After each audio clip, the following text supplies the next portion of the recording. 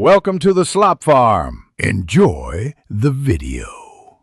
In this video, I will show how to make halal nachos. First, select your protein, like ground beef or chicken, ensuring it is certified halal. It is crucial that all ingredients, from the tortilla chips to the spices and sauces, also carry a halal certification. Begin by browning about 1 pound of your chosen halal meat in a skillet over medium heat, breaking it apart as it cooks. Drain any excess fat before moving to the next step.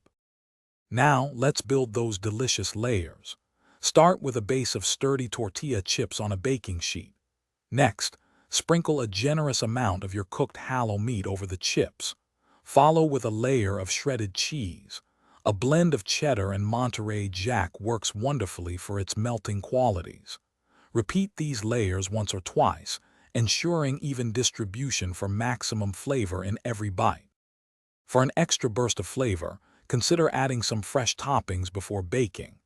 Diced tomatoes, finely chopped red onions, and sliced jalapenos are excellent choices.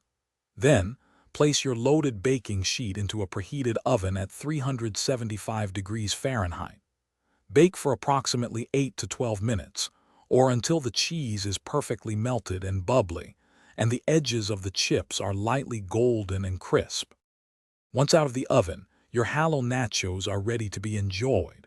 Garnish with a dollop of halal sour cream, a spoonful of fresh salsa, or creamy guacamole.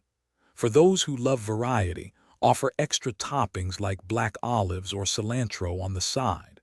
Serve these warm, cheesy, and flavorful nachos immediately to your friends and family for a delightful and permissible snack experience. Thanks for watching. Consider subscribing if we helped you today.